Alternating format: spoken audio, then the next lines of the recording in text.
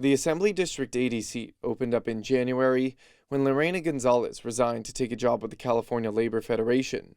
3 candidates are in the race: Democrats David Alvarez and Georgette Gomez, and Republican Lincoln Picard. Gonzalez has endorsed Gomez. I am proud to have the support of former Assemblywoman Lorena Gonzalez, somebody that did a lot in behalf of our district. For Gomez, this is a return to politics. She was president of the San Diego City Council and ran an unsuccessful campaign for Congress in 2020. During that run, she was criticized for not reporting $100,000 of income on her tax returns, and that criticism is being made again in this election. There wasn't me trying to do a roundaround on taxes. It was literally a mistake, an intentional mistake, but I fixed it right away. But she says that the current anti-Gomez mailers are being pushed by oil, tow truck, and insurance companies, funding one of her opponents, David Alvarez. She says that's because some of the key points from her platform focus on the climate crisis, as well as affordable housing and income inequality. On advancing solutions to improve our transit system, to continue bringing more affordable housing, even as someone that is in the private sector now. To me, that's where my commitment and what I'm grounded on, and that's never going to change no matter where I'm at. Campaign finance records show Alvarez has received donations from those special interests that Gomez mentions, among others. He says Gomez is being supported by Sacramento politicians who don't want things to change. In a written statement, he told KPBS they are doing this because they know they can control her, that if she is elected, nothing will change. By contrast, I have run a 100% positive campaign based on the issues.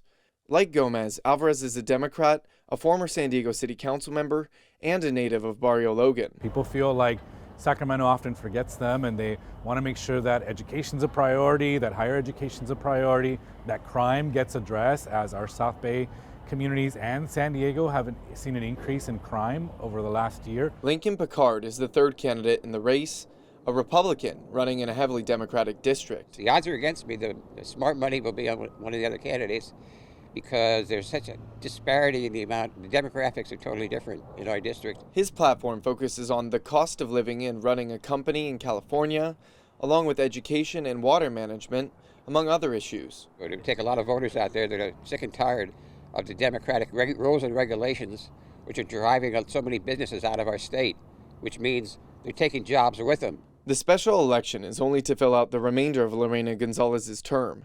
If one candidate gets 50% plus one of the vote, they'll win the seat outright.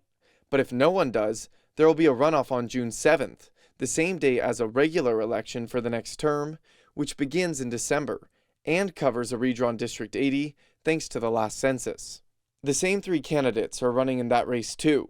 Here's a last word from each on the issues that matter to them, starting with David Alvarez. Education, crime on the rise, homelessness issues, they matter to the people in both the old district and the new district. So we're talking about the same issues, we're having those conversations, and it just means that in June we'll have to find a way to talk to more people. Georgette Gomez. At the end of the day, it's about building healthy communities, making sure that there's housing that is affordable, making sure that people have clean air, making sure that there are better jobs, and our education system is robust.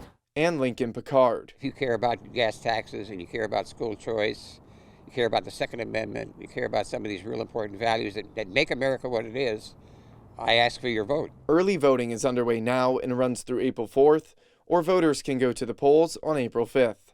Jacob Aere, KPBS News.